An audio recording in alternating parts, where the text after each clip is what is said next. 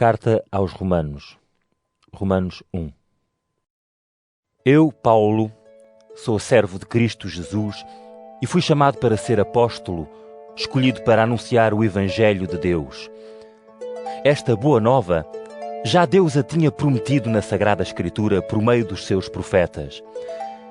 Ela diz respeito ao seu Filho, nosso Senhor Jesus Cristo. Pelo nascimento, ele era descendente de David, mas pelo Espírito que santifica foi manifestado como Filho de Deus com poder pela ressurreição dos mortos. Foi por meio dele que recebi o privilégio de ser apóstolo para levar as pessoas de todas as nações à obediência da fé por amor do seu nome. É no número dos que foram chamados a pertencer a Cristo que os irmãos também se encontram. A todos, pois, os que em Roma são amados de Deus e chamados a ser santos, que Deus, nosso Pai, e Jesus Cristo, nosso Senhor, vos dê em graça e paz.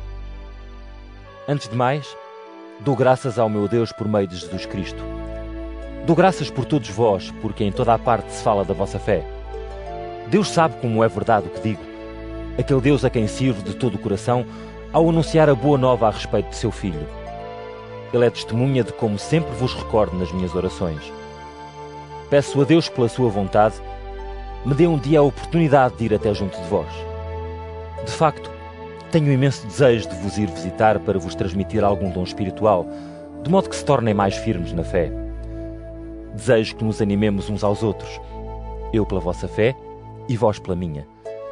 Meus irmãos, quero que fiquem a saber que muitas vezes fiz os meus planos para vos ir visitar, mas até agora não me foi possível. Desejava que isso também vos levasse algum proveito, tal como tem acontecido com outros povos. É meu dever ir até junto de todos, civilizados ou não civilizados, sábios ou ignorantes. Daí o meu grande desejo de anunciar o Evangelho também a vós em Roma. Não me envergonho do Evangelho. Ele é o poder de Deus para salvar todos os que creem, primeiro os judeus e também os não-judeus. Nele se revela a justiça de Deus por meio da fé, como está escrito. Aquele que é justo, pela fé viverá. Com efeito, Deus manifesta a sua ira divina contra toda a impiedade e injustiça cometida por aqueles que, pela sua injustiça, não deixam que se conheça a verdade. Deus castiga-os porque eles conhecem bem aquilo que se pode conhecer a respeito de Deus, pois também a eles Deus se deu a conhecer. De facto, desde a criação do mundo, Deus, que é invisível, mostrou claramente o seu poder eterno e a sua divindade nas suas obras. Por isso não têm desculpa. Eles sabiam que Deus existe, mas não o adoraram nem lhe deram graças como é devido. Pelo contrário, os seus raciocínios tornaram-se vazios e os seus corações insensatos perderam-se na escuridão. Dizem-se sábios, mas não têm juízo. Em vez de darem glória ao Deus imortal, adoraram imagens do homem mortal e até adoraram imagens de aves, serpentes e outros animais. Por isso Deus abandonou-os às paixões dos seus corações e caíram em ações vergonhosas, desonrando os seus próprios corpos. Trocaram o verdadeiro conhecimento de Deus pela mentira. Adoraram e serviram coisas criadas em vez de adorarem e servirem o próprio Criador, Ele que deve ser adorado eternamente. Amém. Por isso Deus os abandonou às paixões vergonhosas. Até as mulheres mudaram as relações naturais por relações contra a natureza. Da mesma maneira, os homens deixaram as relações normais com a mulher para arderem de paixão uns pelos outros. Caíram em ações vergonhosas uns com os outros e eles mesmos receberam o castigo dos seus erros. Uma vez que não tiveram em consideração o conhecimento de Deus, o próprio Deus os abandonou ao seu entendimento corrompido para fazerem o que não deviam. Encheram-se de toda a espécie de injustiças, perversidades, ambições, maldades, invejas, crimes, desordens, mentiras, falsidades e calúnias. Tornaram-se maldizentes, inimigos de Deus, insolentes, orgulhosos, arrogantes, intriguistas, rebeldes para com os pais, sem consciência, desleais, sem amor e desumanos uns para com os outros. Eles sabem muito bem que é a lei de Deus que todos os que vivem assim merecem a morte. E não só fazem tais coisas, mas até aprovam os outros que fazem o mesmo. Romanos 2. Por isso, quem quer que sejas, não tens desculpa ao julgares os outros. Ao julgá-los, condenas-te a ti mesmo porque fazes o mesmo que eles. Nós sabemos que o julgamento de Deus é verdadeiro ao condenar aqueles que fazem tais coisas. Como é que tu pensas escapar à condenação de Deus, se apesar de criticares aqueles que cometem essas ações, fazes o mesmo que eles? Como é que desprezas a grande bondade de Deus, a sua paciência e tolerância? Não sabes que é a bondade de Deus que te leva ao arrependimento? Mas tu tens um coração endurecido que não quer arrepender-se. Por isso estás a aumentar o castigo para o dia do juízo, em que Deus dará a conhecer a sua justa sentença. Ele dará a cada um conforme as suas obras. Dará a vida eterna aos que praticam com perseverança as boas obras e buscam glória, honra e vida imortal. Mas dará um castigo terrível aos que se revoltam contra ele e não aceitam a verdade, mas seguem a injustiça. Haverá sofrimento e angústia para todos os que fazem o mal, primeiro para os judeus e também para os não-judeus. Mas haverá glória, honra e paz para todos os que fazem o bem, primeiro para os judeus e também para os não-judeus. Pois Deus não faz distinção de pessoas. Todos os que pecam sem conhecerem a lei de Moisés, perdem-se sem serem julgados por essa lei. Mas todos os que pecam, apesar de a conhecerem, serão julgados segundo a lei. Pois não é por conhecerem a lei que as pessoas se tornam justas diante de Deus, mas são justificadas por fazerem o que a lei manda. Ora, quando os que não são judeus, sem terem a lei de Moisés, cumprem naturalmente aquilo que manda a lei, eles são a lei para si mesmos. Mostram pelo seu proceder que trazem escrito no coração aquilo que a lei ordena. A voz da sua consciência ensina-lhes o que devem fazer e acusa-os ou defende-os conforme os casos. É isto que se há de ver, de acordo com o Evangelho que eu anuncio, no dia em que Deus julgará por meio de Jesus Cristo até os segredos de cada um. Tu declaras-te judeu, apoias-te na lei de Moisés e sentes-te orgulhoso por conheceres a Deus. Conheces a vontade de Deus e a lei ensina-te a escolher o que é melhor. Consideras-te como um guia de cegos, uma luz para os que andam nas trevas. Julgas-te um mestre de ignorantes e um educador de crianças, visto estares na posse do conhecimento e da verdade da lei. Ora, tu que ensinas os outros, por que não te ensinas a ti mesmo? Tu pregas que não se deve roubar, por que é que roubas? Tu dizes que não se deve praticar adultério, por que é que o praticas? Tu detestas os falsos deuses, por que é que te aproveitas daquilo que te é oferecido? Sentes-te orgulhoso de possuir a lei, mas desprezas a Deus ao fazeres o contrário do que a lei manda? Lá diz a Sagrada Escritura: É por vossa causa que os outros povos dizem mal de Deus. A circuncisão é, na verdade, proveitosa se observares a lei, mas se a não observas, é como se não fosses circuncidado. Pelo contrário, o que não recebeu a circuncisão, mas cumpre o que manda a lei, esse é como se fosse circuncidado. E aquele que não foi circuncidado no seu corpo, mas cumpre a lei, há de julgar-te a ti que a transgrides, apesar de conheceres a lei escrita e de seres circuncidado. Não é judeu aquele que o mostra exteriormente, nem é a circuncisão aquela que se recebe no corpo. O verdadeiro judeu é aquele que o é interiormente, como se fosse circuncidado no coração. Isto é uma circuncisão que vem do Espírito e não da lei escrita. Esse tem a aprovação não tanto dos homens, mas de Deus. Romanos 3. Qual é então a vantagem de ser judeu? Qual é o valor da circuncisão? É grande em muitos aspectos. E primeiramente porque Deus confiou a sua mensagem aos judeus. O que acontece então se alguns não acreditaram? A infidelidade deles levará Deus a ser também infiel? Certamente que não. Deus será verdadeiro, mesmo se os homens são mentirosos, como diz a Escritura. As tuas palavras, ó Deus, hão de mostrar que és justo e hás de vencer quando fores julgado. Mas se a nossa infidelidade serve para mostrar a fidelidade de Deus, que diremos nós? Será Deus injusto porque nos castiga? Falo como homem. Claro que não. Se Deus não fosse justo, como poderia julgar o mundo? Mas se a minha mentira serve para mostrar ainda mais a verdade de Deus e a sua glória, por que hei de ser ainda condenado como pecador? Então, por que não dizer: façamos o mal para que venha o bem? Alguns acusam-me de eu dizer isso. Esses serão justamente condenados. Que dizer então? Nós, os judeus, seremos melhores do que os outros? De modo nenhum. Tenho estado a explicar que tanto os judeus como os não-judeus estão dominados pelo pecado. Assim diz a Sagrada Escritura. Não há ninguém que seja justo, ninguém. Não há ninguém que compreenda. Não há ninguém que busque a Deus. Todos andam fora do caminho e todos se perdem. Não há quem faça o bem, nem um só. A sua garganta é como um sepulcro aberto. Com a sua língua eles enganam. Veneno de serpentes sai dos seus lábios. A sua boca está cheia de rancor e maldição. Os seus pés caminham velozes para irem derramar sangue. Deixam destruição e ruína por onde passam e não conhecem o caminho da paz. Não têm nenhum temor de Deus. Ora, nós sabemos que tudo o que diz o livro da lei é para os que estão sujeitos à lei, que todos se calem e não arranjem desculpas, e que o mundo todo se sujeita ao julgamento de Deus.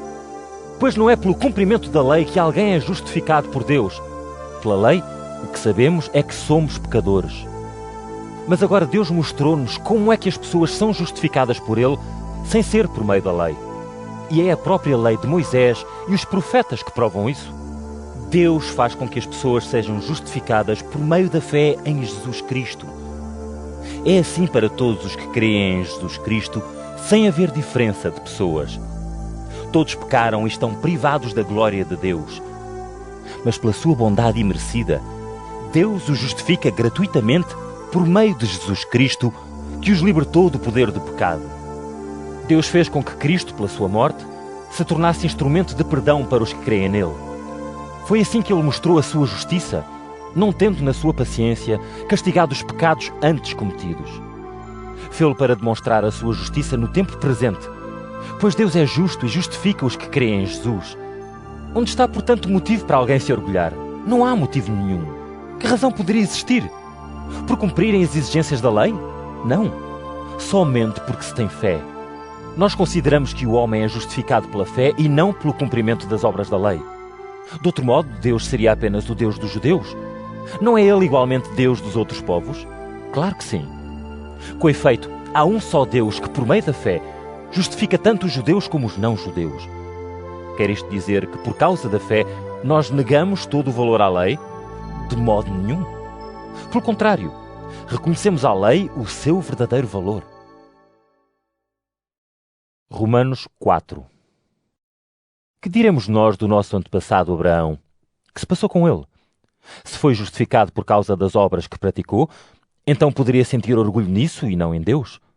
Mas a Escritura diz a esse respeito: Abraão creu em Deus, e isso lhe foi creditado como justiça. Ora bem, aquele que trabalha recebe um salário, e isso não lhe é atribuído como uma oferta, mas como dívida. Contudo, se alguém crê em Deus, que aceita o pecador, Deus faz com que ele seja justificado por causa da sua fé e não por causa das obras.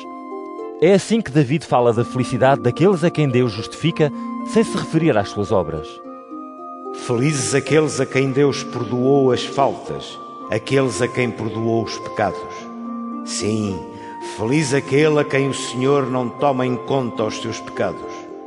Ora, esta felicidade será só para os judeus ou também para os não-judeus?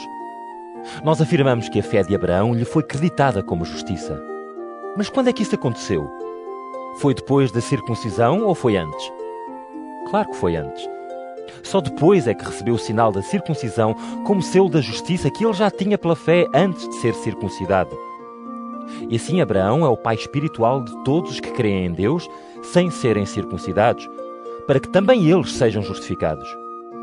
É igualmente pai dos que são circuncidados, isto é, daqueles que não só receberam a circuncisão, mas também seguem o exemplo de fé que o nosso pai Abraão mostrou antes de ser circuncidado. Deus prometeu a Abraão e aos seus descendentes que haviam de receber o mundo como herança. Essa promessa não foi por Abraão ter obedecido à lei, mas por ter sido justificado através da fé. Com efeito, se os que são da lei de Moisés fossem os herdeiros, a fé seria inútil e a promessa de Deus não teria valor. Pois a lei atrai o castigo e onde não há lei, não há transgressões. Portanto, é pela fé que vem essa herança. Deste modo, a promessa tem valor para todos os descendentes de Abraão, que têm fé como ele, e não só para os que são da lei de Moisés. Assim, Abraão é o pai espiritual de todos nós, tal como se diz na Sagrada Escritura. Eu fiz de ti o pai de muitas nações. Ele foi pai por designação de Deus em quem acreditou. O Deus que dá a vida aos mortos e faz existir as coisas que não existiam. Mesmo quando já não havia esperança, Abraão acreditou e assim tornou-se pai de muitas nações, conforme o que Deus tinha dito. Assim será a tua descendência. Abraão tinha quase 100 anos, mas a sua fé não enfraqueceu ao pensar no seu corpo já quase sem vida e ao saber que Sara não podia ter filhos. Em vez de perder a fé e desconfiar da promessa de Deus, a sua fé tornou-se ainda mais forte e deu louvores a Deus, pois tinha a firme certeza de que Deus tem o poder de cumprir aquilo que promete. Por isso a sua fé foi-lhe creditada como justiça. Ora, as palavras "foi-lhe creditada" não foram escritas só para ele. Foram escritas também para nós, a quem a fé será tida em conta. A nós que acreditamos naquele que ressuscitou, Jesus Nosso Senhor de entre os mortos. Ele foi entregue à morte por causa dos nossos pecados e ressuscitou para a nossa justificação. Romanos 5. Portanto, uma vez que fomos justificados pela fé, estamos em paz com Deus por nosso Senhor Jesus Cristo. Foi por meio de Cristo e pela fé que nós conseguimos esta harmonia com Deus que agora temos. E isso dá-nos a maravilhosa esperança de tomar parte na glória de Deus. Mais ainda, nós sentimos alegria nos nossos sofrimentos, porque o sofrimento produz a perseverança. A perseverança provoca a firmeza de caráter nas dificuldades e a firmeza produz a esperança. Esta esperança não nos engana, porque Deus encheu-nos o coração com o seu amor, por meio do Espírito Santo, que é dom de Deus. Na verdade, quando nós ainda vivíamos nas nossas fraquezas, Cristo, no seu devido tempo, morreu por nós, pecadores. Seria muito difícil alguém morrer por uma pessoa, mesmo que ela fosse inocente.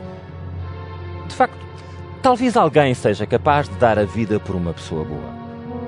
Mas Deus mostrou-nos até que ponto nos ama, pois, quando ainda éramos pecadores, Cristo morreu por nós. Pela sua morte, nós agora estamos em boas relações com Deus. E agora que somos justificados pelo seu sangue, com muito mais razão, por meio dele seremos livres do castigo final. Pois se, quando éramos inimigos de Deus, fomos reconciliados com ele pela morte do seu Filho, quanto mais estando reconciliados, seremos salvos pela sua vida. E ainda não é tudo. Nós sentimos alegria em Deus por meio de Jesus Cristo, nosso Senhor, por quem agora recebemos a reconciliação. Por um só homem entrou o pecado no mundo, e com o pecado veio a morte. Foi assim que a morte atingiu toda a gente, já que todos pecaram. Antes da lei de Moisés, já existia o pecado no mundo. Mas como ainda não havia lei, Deus não tinha em conta o pecado. Sem dúvida que, desde o tempo de Adão até ao tempo de Moisés, a morte teve poder mesmo sobre aqueles que não tinham cometido pecado, à semelhança de Adão que desobedeceu a Deus. Adão representava aquele que havia de vir. Mas o pecado de Adão não pode comparar-se ao dom que nos vem de Deus. Se é certo que uma grande multidão morreu por causa do pecado de um só, também é verdade que o dom de Deus é muito maior. Esse dom que nos vem de Deus por meio de um só homem, Jesus Cristo, é muito superior. O dom de Deus tem consequências muito diferentes daquelas que teve o pecado de um só homem. Com efeito, o julgamento do pecado de um só levou à condenação, mas o dom concedido depois de tantos pecados trouxe a justificação. Pois pela ofensa de um só homem, a morte reinou através desse homem. Com muito mais razão, aqueles que recebem a abundância da graça e o dom da justiça reinarão na vida, por meio de um só, Jesus Cristo. Assim como o pecado de um só homem trouxe a todos a condenação, assim também um só ato de justiça trouxe a justificação que dá vida a todos os homens. Pois como pela desobediência de um só homem todos se tornaram pecadores, pela obediência de um só, todos se tornaram justos diante de Deus. A lei veio fazer aumentar mais o pecado. Mas quanto mais o pecado aumentava, mais abundava a graça de Deus. De modo que assim como o pecado reinou na morte, também a graça de Deus reina pela justiça, para a vida eterna por Jesus Cristo, nosso Senhor. Romanos 6. Que diremos então? Vamos continuar a viver no pecado para mais se manifestar a graça de Deus? De modo nenhum. Nós que morremos para o pecado, como poderíamos viver ainda em pecado? Não sabem que todos nós, os que fomos batizados para estarmos unidos a Jesus Cristo, ficámos unidos com Ele na sua morte? Pelo batismo fomos sepultados com Cristo e tomámos parte na sua morte. Assim podemos viver também uma nova vida à semelhança dele, que ressuscitou da morte pelo poder divino do Pai. Se estamos unidos a ele por uma morte como a sua, também havemos de estar unidos a ele na passagem da morte à vida. Sabemos que aquilo que nós éramos antes morreu com Cristo na cruz, para ser destruído o que em nós havia de mal e para não sermos mais escravos do pecado. Aquele que morreu está livre do pecado. Se nós morremos com Cristo, acreditamos que também viveremos com Ele. Sabemos que Cristo, por ter passado da morte à vida, já não morrerá. A morte nunca mais terá poder sobre Ele. Pela sua morte, Cristo morreu para o pecado de uma vez para sempre, e a vida nova que recebeu é vida para Deus. Do mesmo modo, considerem-se também como mortos para o pecado, mas vivos para Deus em união com Cristo Jesus. Que o pecado nunca mais tenha poder sobre o vosso corpo mortal, levando-o a obedecer às suas más inclinações. Não entreguem os membros do vosso corpo ao pecado como instrumentos de injustiça. Pelo contrário, entreguem-se a Deus como pessoas que passaram da morte à vida e façam do vosso corpo um instrumento de justiça. O pecado já não vos poderá dominar, pois não estão sujeitos à lei, mas à graça de Deus. Que pensar então? Vamos pecar porque já não estamos sujeitos à lei, mas à graça de Deus? De maneira nenhuma. Sabem muito bem que se estão ao serviço de alguém, têm de obedecer-lhe. É assim mesmo, quer obedeçam ao pecado para a morte, quer obedeçam a Deus para a justificação. Mas dou graças a Deus, porque tendo já sido escravos do pecado, seguem agora de todo o coração o exemplo que está na doutrina que vos foi confiada. Foram libertados do pecado para ficarem ao serviço da justiça de Deus. Eu falo como homem por causa da dificuldade que têm em compreender estas coisas.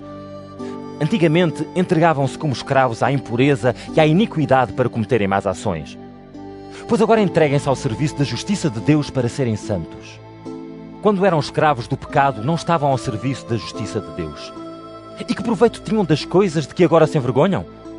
O resultado disso é a morte. Agora, porém, livres do pecado, estão ao serviço de Deus.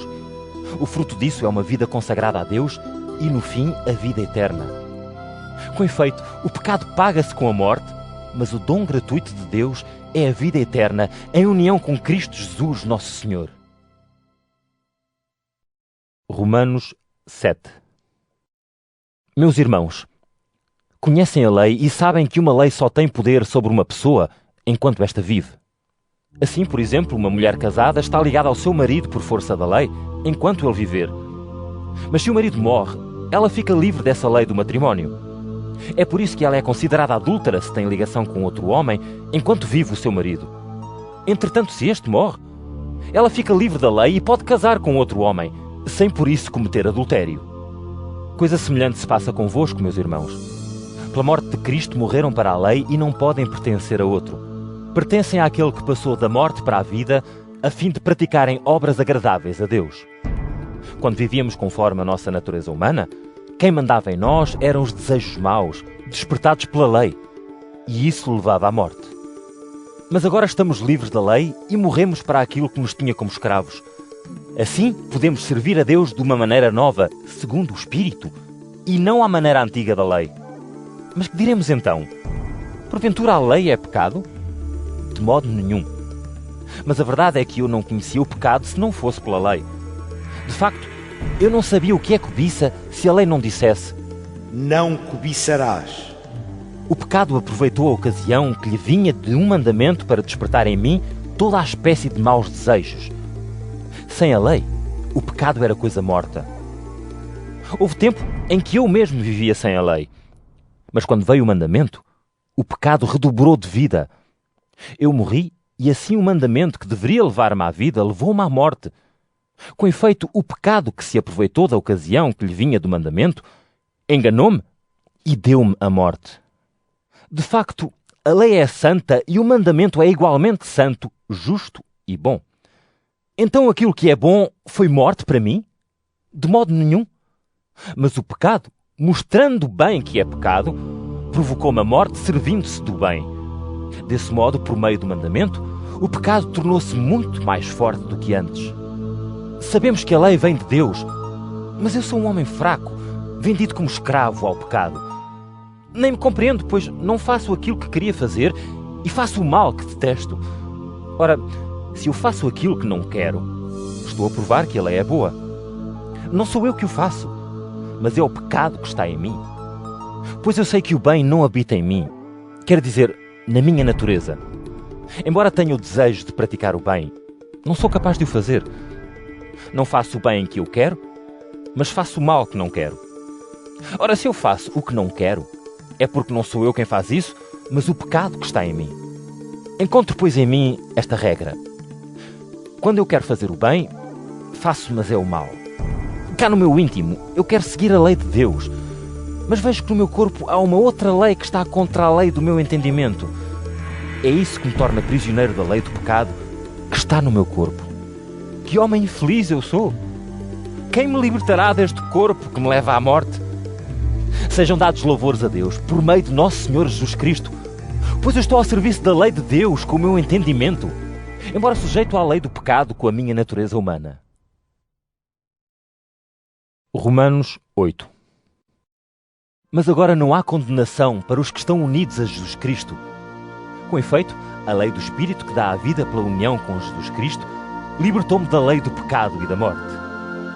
De facto, Deus fez aquilo que a lei de Moisés não podia fazer por causa da fraqueza humana. Deus condenou o pecado na natureza humana ao enviar o seu Filho, que veio com uma natureza semelhante à do homem pecador. Deste modo, condenou o pecado. Deus fez assim para que pudéssemos cumprir o que a lei manda, pois já não vivemos conforme as inclinações da natureza humana, mas de acordo com o Espírito. Os que vivem conforme as inclinações da natureza humana deixam-se arrastar por elas, mas aqueles que vivem de acordo com o Espírito preocupam-se com aquilo que o Espírito quer. De facto, as inclinações da natureza humana levam à morte, mas aquilo que é do Espírito leva à vida e à paz. Os nossos instintos são inimigos de Deus, pois não obedecem à sua lei, nem o podem fazer. Os que estão sujeitos a esses instintos são incapazes de agradar a Deus. Ora, vocês já não estão sujeitos a esses instintos, mas ao Espírito, se de facto possuem o Espírito de Deus. Se alguém não tem o Espírito de Cristo, não é de Cristo.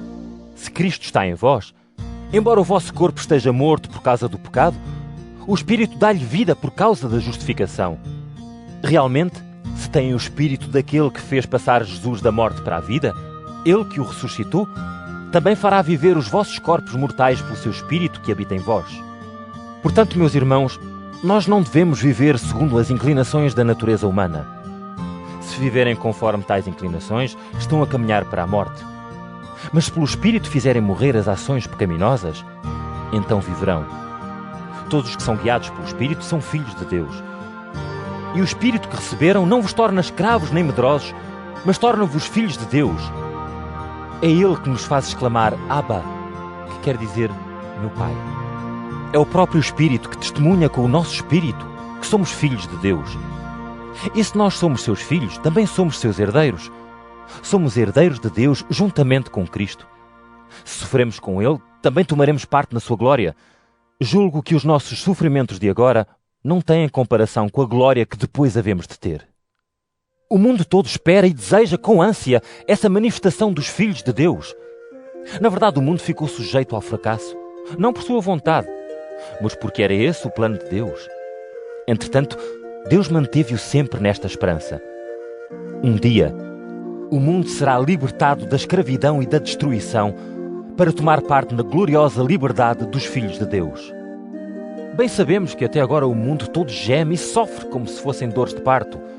Não é só o universo, mas também nós que já começámos a receber os dons do Espírito. Nós sofremos e esperamos a hora de sermos adotados como filhos de Deus, a hora da nossa total libertação. De facto, nós já fomos salvos, mas é na esperança. Quando se vê aquilo que se espera, então já não é esperança. Pois como é que alguém espera aquilo que já está a ver? Mas se nós esperamos aquilo que ainda não vemos, esperamo-lo com paciência. Da mesma maneira, também o Espírito nos ajuda a nós que somos fracos. Com efeito, nós não sabemos orar como convém, mas o próprio Espírito pede a Deus por nós com gemidos indescritíveis. E Deus, que vê mesmo dentro dos próprios corações, conhece o que o Espírito deseja, porque este pede conforme os desejos de Deus em favor dos que lhe pertencem. Nós sabemos que tudo contribui para o bem daqueles que amam a Deus, dos que são chamados segundo o seu plano.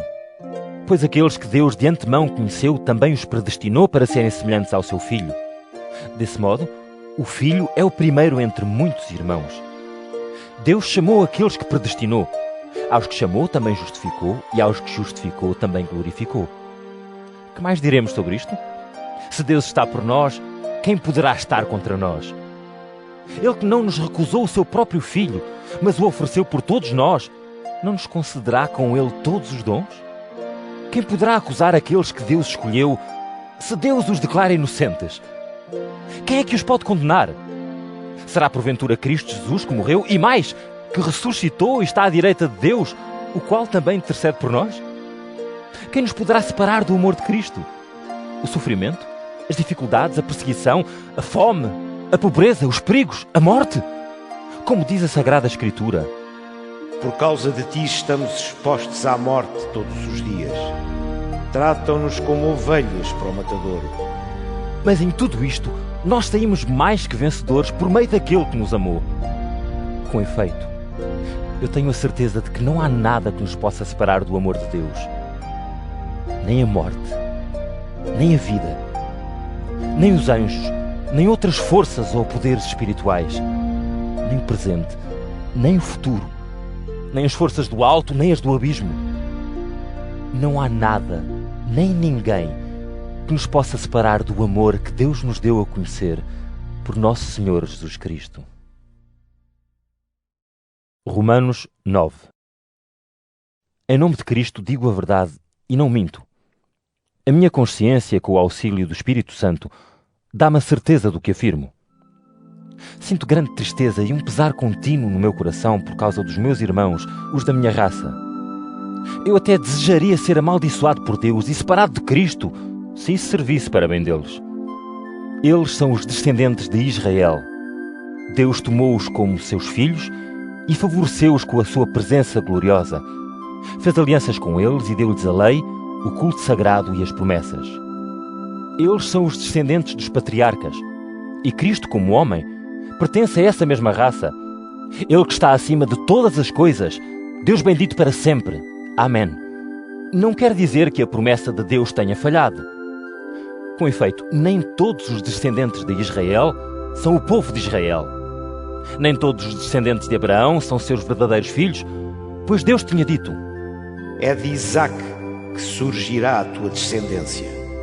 Quer isto dizer que não são filhos de Deus os que nascem segundo a natureza. Apenas os que nascem conforme a promessa de Deus é que são considerados como seus verdadeiros filhos. Ora, as palavras da promessa de Deus eram estas: daqui por 1 ano voltarei, e Sara terá um filho. E isto não aconteceu só com ela, mas também com Rebeca, que teve 2 filhos gêmeos do nosso antepassado Isaque. Mesmo antes dos filhos terem nascido e terem feito alguma coisa de bem ou de mal, e para que prevalecesse o plano de Deus que opera por livre escolha e não depende das obras, mas daquele que faz o chamamento, foi-lhe dito a ela: o maior servirá ao menor.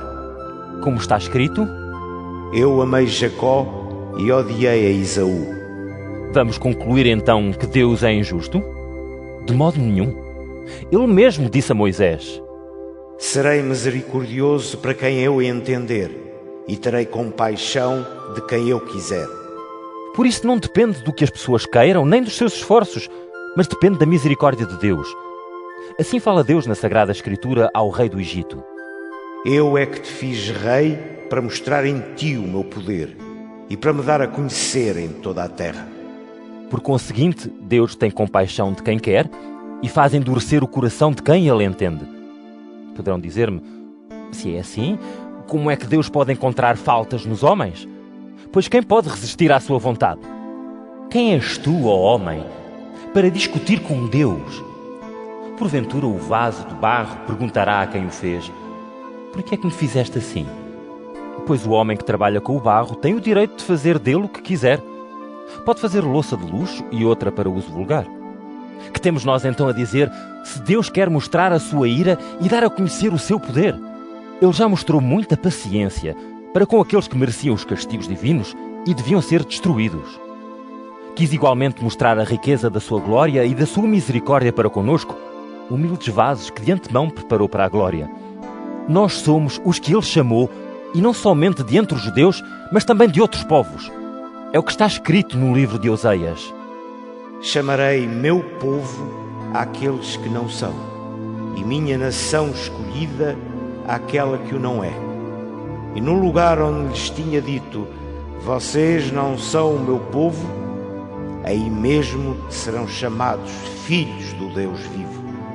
Também Isaías diz a respeito de Israel: Ainda que os descendentes de Israel sejam tantos como as areias do mar, só um resto deles será salvo, pois o Senhor cumprirá a sua palavra sobre a terra, de maneira rápida e completa.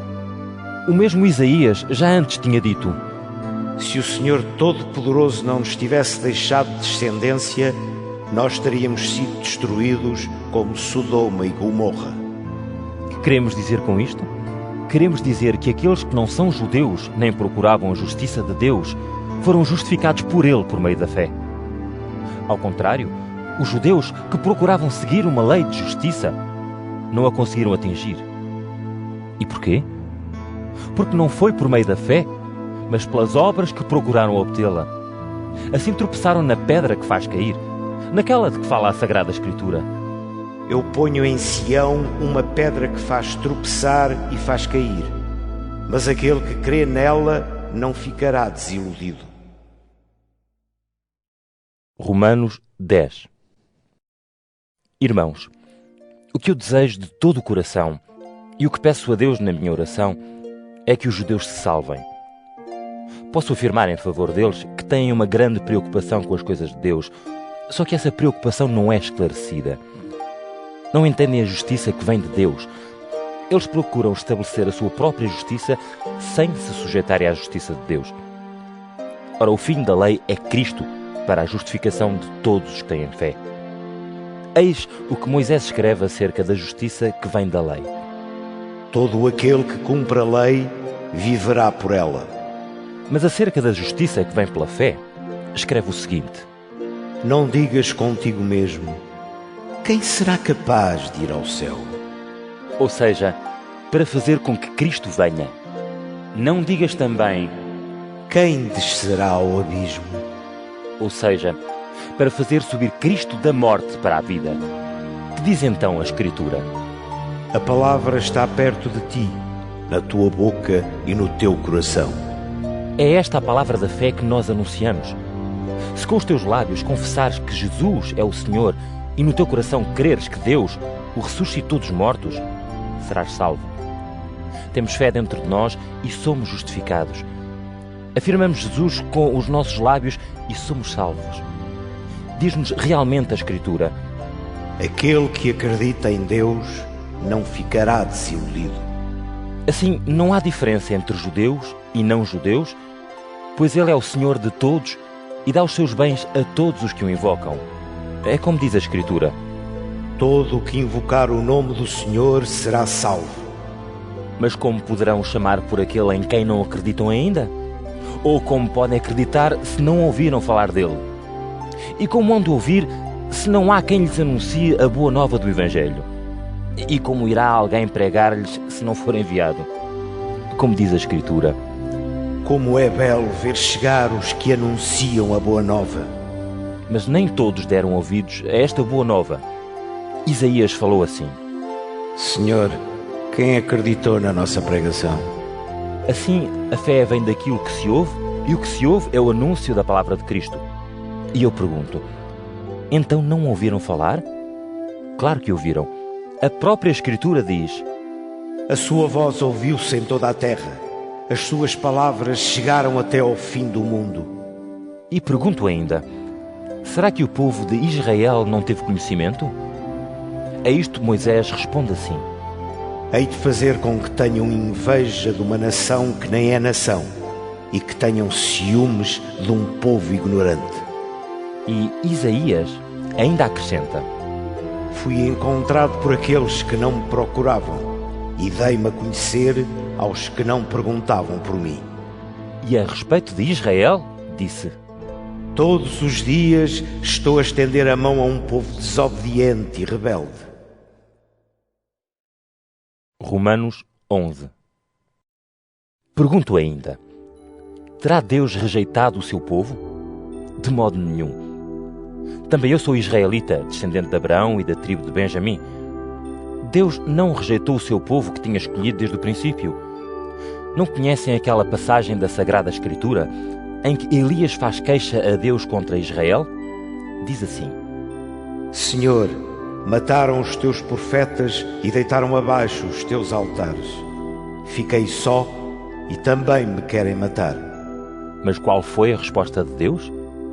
Foi esta: Fiquei com 7.000 homens que não adoraram o falso Deus, Baal. Pois do mesmo modo, também no nosso tempo permanece o pequeno resto daqueles que Deus escolheu pela sua graça. Escolheu-os pela sua graça e não por causa das suas obras. Se assim não fosse, a graça de Deus não seria verdadeira graça. Que pensar então? Aquilo que os israelitas procuravam não conseguiram, mas foi conseguido por aquele pequeno resto que Deus escolheu. Os restantes ficaram endurecidos. Como diz a Escritura: Deus tornou-os insensíveis, deu-lhes olhos que não veem e ouvidos que não ouvem, até ao dia de hoje. E David diz também: Que os seus banquetes lhes sirvam de armadilhas e prisões, para caírem e serem castigados. Que os seus olhos fiquem sem luz para não verem, e que as suas costas fiquem curvadas para sempre. Pergunto mais: quando os judeus tropeçaram, terão caído para sempre? Claro que não. A sua queda foi ocasião de salvação para os não-judeus, de modo que os judeus ficassem com ciúmes dos outros. Deste modo, se o pecado dos judeus foi para proveito do mundo e a sua perda serviu para a riqueza dos outros povos, quanto maior não será a bênção de Deus quando os judeus se converterem. Falo agora aos que não são judeus. Eu sou apóstolo para os pagãos e sinto muita honra no meu trabalho. Assim, talvez alguns do meu próprio povo sintam ciúmes de vós e se salvem. Quando eles foram rejeitados, o mundo ficou em paz com Deus. O que acontecerá quando eles de novo forem aceites? Será a vida para os que estavam mortos. Com efeito, se um pedaço de pão é oferecido a Deus, também lhe fica consagrado o resto do pão. E se a raiz de uma árvore pertence a Deus, também lhe pertencem os ramos. Alguns dos ramos foram cortados, mas tu, não sendo judeu, eras como oliveira bravia e foste enxertado nesses ramos. Assim ficaste ligado à raiz e a receber seiva da oliveira de boa qualidade. Não te julgues superior aos ramos cortados. Aliás, como é que poderias julgar-te superior? Não és tu que sustentas a raiz, mas a raiz que te sustenta a ti. Vais dizer-me que esses ramos foram cortados para lá seres enxertado. É verdade. Eles foram cortados por não terem fé, ao passo que tu agora estás nesse lugar porque tens fé. Mas não te sintas orgulhoso por causa disso. Pelo contrário, tem cuidado. Pois se Deus não desculpou os judeus, que eram ramos naturais, também te não desculpará a ti. Repara como Deus é bondoso e também severo. É severo para com aqueles que caíram e é bom para contigo, mas tens de viver de acordo com a sua bondade. De outro modo, também tu serás cortado. Entretanto, também os judeus serão de novo enxertados se deixarem de ser incrédulos. Deus tem poder para os enxertar novamente. Tu não és judeu, mas és como o ramo cortado de uma oliveira bravia. E, contra o que seria natural, foste enxertado na oliveira boa. Ora, é muito mais fácil enxertar novamente os ramos naturais da boa oliveira na sua própria árvore. Irmãos, quero que conheçam o misterioso plano de Deus para não se julgarem tão sábios. E o plano é este. Parte das pessoas do povo escolhido tornou-se incapaz de compreender até que se cumpra o tempo de os outros povos entrarem no plano da salvação. E assim, todo o povo de Israel será salvo, conforme diz a Sagrada Escritura. De Sião virá o libertador que afastará a maldade dos descendentes de Jacó. É esta a aliança que farei com eles, quando lhes tiver tirado os seus pecados. No que respeita ao Evangelho, os judeus são inimigos de Deus por vossa causa. Mas relativamente à eleição, eles são amados em atenção aos seus antepassados, pois os dons de Deus e o seu chamamento são irrevogáveis. Assim como noutro tempo, vocês desobedeceram a Deus e agora receberam a misericórdia em resultado da desobediência deles, assim também agora eles desobedeceram para poderem de igual modo alcançar misericórdia em resultado da misericórdia de Deus para convosco. Com efeito, Deus sujeitou todos à desobediência para a todos mostrar a sua misericórdia. Como é imensa a riqueza de Deus e a sua sabedoria e ciência! Quem poderá explicar os seus planos e compreender os seus caminhos? Bem diz a Escritura: quem é que conheceu os pensamentos do Senhor? Ou quem lhe serviu de conselheiro? Quem antes deu algo a Deus para que isso lhe seja retribuído? É que tudo veio de Deus e tudo existe por Ele e para Ele. A Deus seja dado louvor para todo sempre. Amém. Romanos 12. Irmãos, peço-vos pelo amor de Deus que se ofereçam a Ele como ofertas vivas, santas e agradáveis. É este o verdadeiro culto que lhe devem prestar.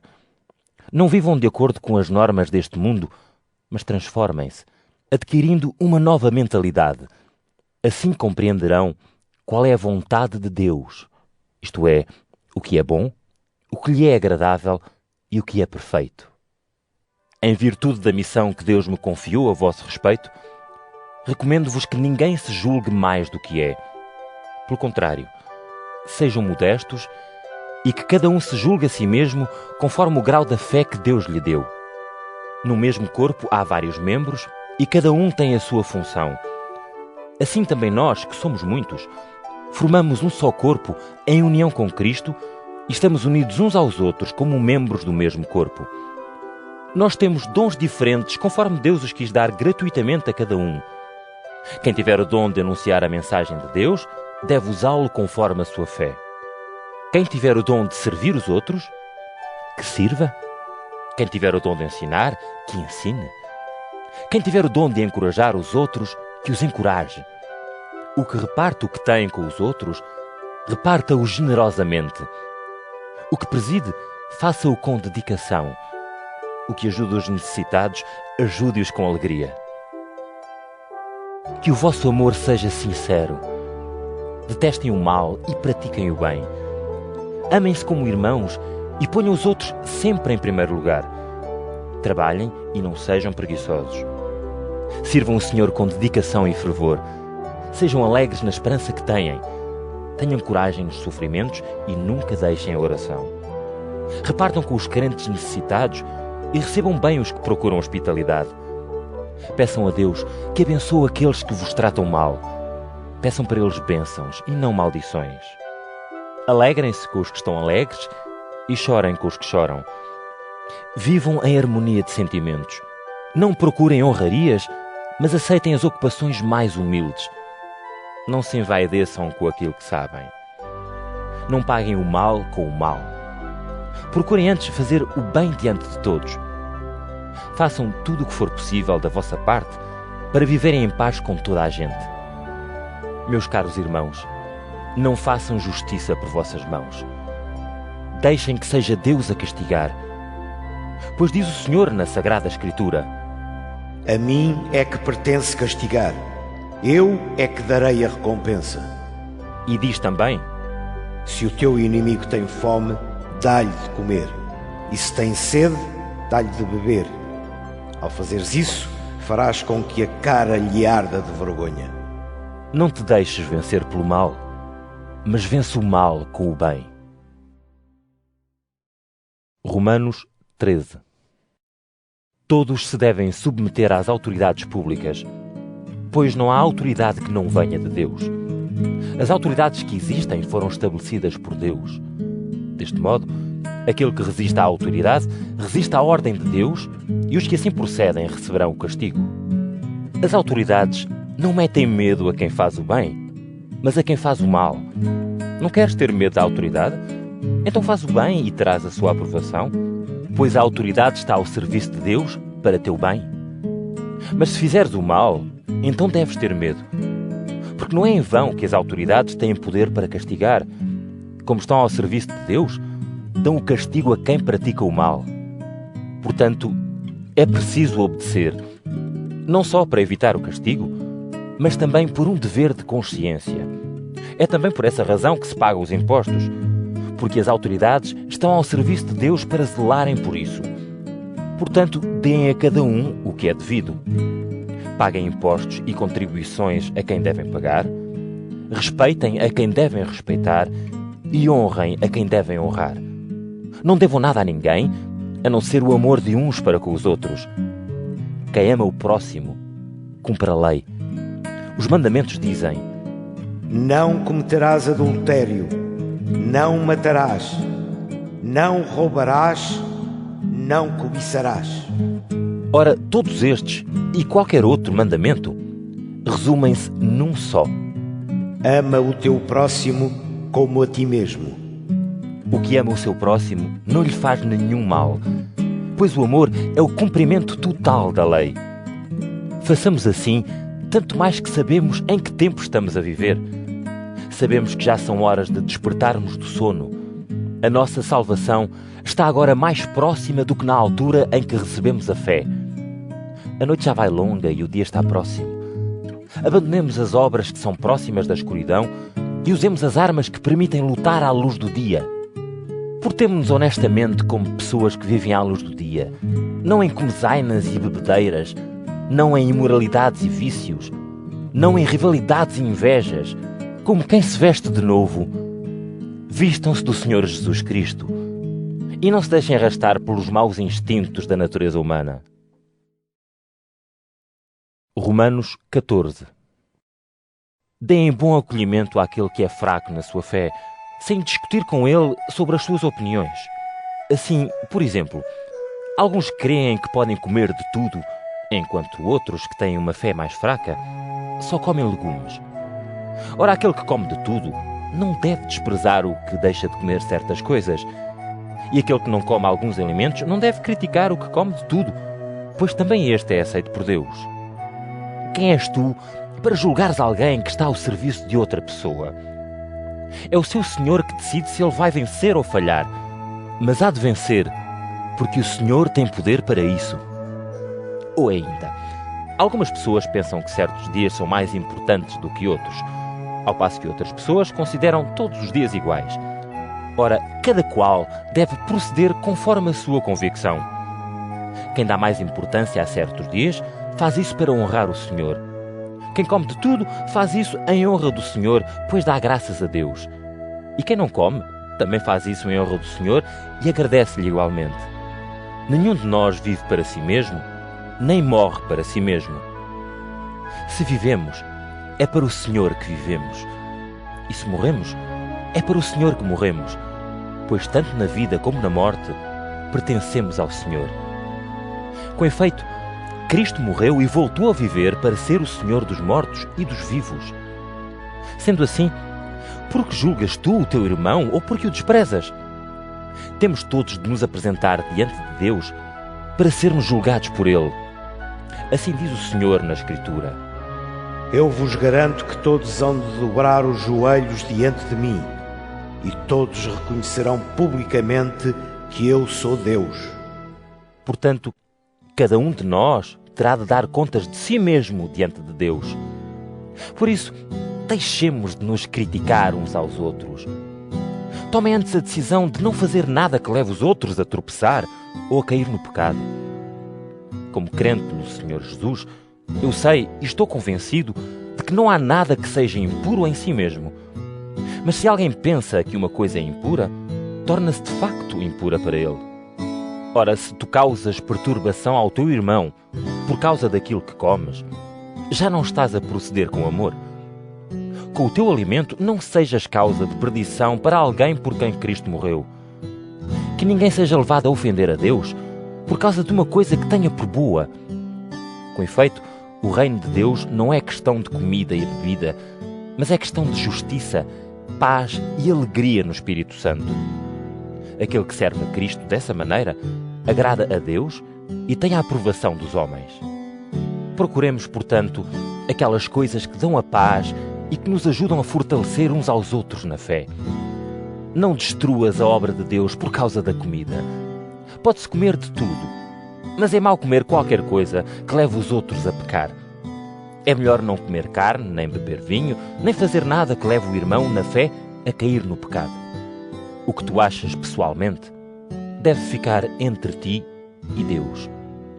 Feliz aquele que não tem de se condenar a si mesmo pelo que escolhe. Mas se alguém tem dúvidas a respeito daquilo que come, por não saber se Deus aprova isso, esse tem culpas ao comer, porque não está a agir segundo a fé. E tudo o que se faz em desacordo com a fé é pecado. Romanos 15. Nós que somos fortes na fé, devemos suportar as fraquezas dos que não são como nós, sem procurarmos o que nos é agradável. Cada um de nós deve agradar ao seu próximo naquilo que for bom para o fortalecer na fé. Pois também Cristo não procurou o que lhe era agradável. Pelo contrário, aconteceu com ele o que diz a Escritura. Os insultos daqueles que te insultavam caíram sobre mim. E tudo o que está na Sagrada Escritura foi escrito para o nosso ensinamento, a fim de termos esperança por meio da paciência e da coragem que nos vem da mesma Escritura. Que Deus, de quem vem a paciência e a coragem, vos dê harmonia de sentimentos uns para com os outros, seguindo o exemplo de Jesus Cristo. E isto para que todos em conjunto e a uma só voz deem louvores a Deus, Pai de nosso Senhor Jesus Cristo. Portanto, aceitem-se uns aos outros como Cristo vos aceitou para a glória de Deus. O que eu digo é que foi por causa da fidelidade de Deus que Cristo se tornou servo dos judeus para confirmar as promessas feitas aos antepassados e também para que os não-judeus deem louvores a Deus por causa da sua misericórdia. É assim que está na Sagrada Escritura. Por isso te louvarei entre as outras nações e cantarei, ó Deus, em teu louvor. Está escrito também: que os outros povos se alegrem juntamente com o povo de Deus. Noutro lugar, diz-se ainda: louvem o Senhor todas as nações, deem-lhe louvor todos os povos. O profeta Isaías também disse: virá o descendente de Jessé e levantar-se-á para governar as nações, que hão de pôr nele a sua esperança. Que Deus, de quem vem a esperança, vos encha de toda a alegria e de paz na fé, para que essa esperança seja cada vez maior pelo poder do Espírito Santo. Meus irmãos, estou firmemente convencido de que estão cheios de bondade e têm bastantes conhecimentos para se aconselharem uns aos outros. Apesar disso, atrevi-me a escrever-vos sobre estes assuntos para os terem bem presentes. Faço isto por causa da missão que Deus me confiou, que é servir Jesus Cristo no meio dos não-judeus. Tenho a missão sacerdotal de anunciar a boa nova de Deus para que os não-judeus sejam apresentados ao Senhor como oferta agradável e santificada pelo Espírito Santo. Como crente em Jesus Cristo, tenho, pois, muita honra neste serviço a Deus, pois eu não me atrevo a falar senão naquilo que Cristo fez por meio de mim para levar os não-judeus a aceitarem Deus. Isso realizou-se por palavras e obras, por sinais milagrosos e prodígios, com o poder do Espírito de Deus. É assim que tenho dado plenamente a conhecer a boa nova de Cristo, desde Jerusalém e por toda a parte até à região da Ilíria. Tive, entretanto, a preocupação de só anunciar a boa nova onde Cristo não era ainda conhecido, para não estar a construir sobre fundamentos alheios. Segui a Sagrada Escritura que diz: aqueles a quem não se tinha falado dele hão de ver, e aqueles que ainda não tinham ouvido falar dele hão de compreender. Por isso tenho sido impedido muitas vezes de ir aí visitar-vos, mas agora que terminei o meu trabalho nestas regiões, espero ir ter convosco, como desde há muito desejava. Irei visitar-vos quando for a Espanha. Conto ir ver-vos nessa altura e ter o prazer de estar convosco. Entretanto, agora sigo para Jerusalém ao serviço dos crentes em Jesus Cristo que ali estão. É que os crentes da Macedónia e da Acaia resolveram fazer um peditório a favor dos irmãos pobres da igreja de Jerusalém. Acharam bem fazer isso, mas na verdade deviam-lhes obrigações. Como os crentes de Jerusalém repartiram os seus bens espirituais com os não-judeus, estes, por sua vez, devem agora ajudá-los com os seus bens materiais. Quando eu tiver tratado deste assunto e lhes tiver entregado o produto do peditório, partirei para a Espanha e irei visitar-vos nessa viagem. Estou certo de que, quando aí for, vou cheio das bênçãos de Cristo. Meus irmãos, peço-vos por Nosso Senhor Jesus Cristo e pelo amor que nos dá o Espírito Santo, que estejam unidos comigo, orando fervorosamente a Deus por mim. Peçam a Deus que eu me livre daqueles que na Judeia não creem em Cristo e que a ajuda que eu levo aos crentes de Jerusalém tenha boa aceitação. Desse modo, se Deus quiser, irei visitar-vos cheio de alegria e convosco descansarei um pouco. Que o Deus de paz seja convosco. Amém. Romanos 16. Recomendo-vos a nossa irmã Febe, que está ao serviço da igreja de Cêncreas. Recebam-na bem em nome do Senhor, como se deve fazer entre os crentes, e ajudem-na em tudo aquilo de que ela precisar, pois também ela ajudou a muitos e até a mim próprio. As minhas saudações a Priscila e Áquila, meus companheiros de trabalho ao serviço de Jesus Cristo. Eles arriscaram a própria vida para salvarem a minha. Por isso estou-lhes muito grato. E não só eu, mas também todas as igrejas dos crentes vindos do paganismo. As minhas saudações, igualmente, para os crentes que se reúnem em casa deles. Saudades para o meu amigo Epéneto, que foi o primeiro na província da Ásia a ter fé em Cristo.